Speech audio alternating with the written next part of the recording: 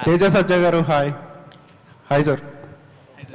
Actually ఇందాక వివేక్ గారు చెప్పారు కదా, 1 కోటి అనుకుంటే 10 కోట్లు, 10 కోట్లు అనుకుంటే 20 కోట్లు అని చెప్పి. అలాగే ఇప్పుడు బాక్స్ ఆఫీస్ టార్గెట్ కూడా మీరు అలాగే పెట్టుకున్నారా? అంటే హనుమాన్ 350 crores చేసింది కదా, ఇప్పుడు మిరాయ్ 500 crores ఏమన్నా కొట్టే ఛాన్స్ ఉందనుకుంటున్నారా?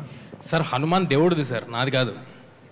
ఇది కూడా ఈ సినిమాది అవుతుందండి, నాదవుదు. ఏ సినిమా కెపాసిటీకి ఆ సినిమా చేస్తున్నాను, అంతేగాని దాన్ని ఇప్పుడు అది కన్సిడరేషన్లోకి తీసుకుని చేసే పలం అయితే అసలు నేను చేయాల్సిన సినిమా కానీ నేను మీరు అన్నట్టు చెప్పాలంటే సరదాగా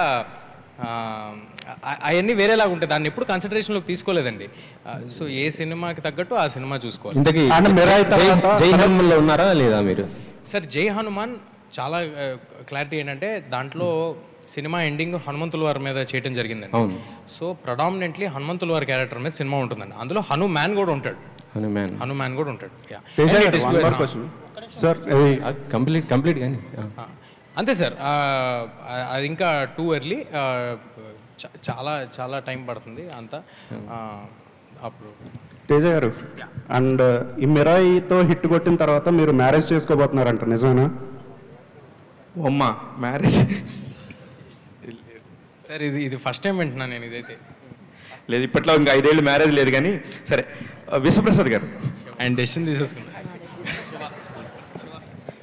విశ్వప్రసాద్ గారు, ఇప్పుడు పొంగల్కి మన ప్రభాస్ గారిది వస్తుంది సినిమా అని చెప్పేసి అంతా అక్కడ వీళ్ళు మాట్లాడుకోవటం కదా. ఇప్పుడు మిరాయిని April 18th అని 1 year ముందే అనౌన్స్ చేశారు.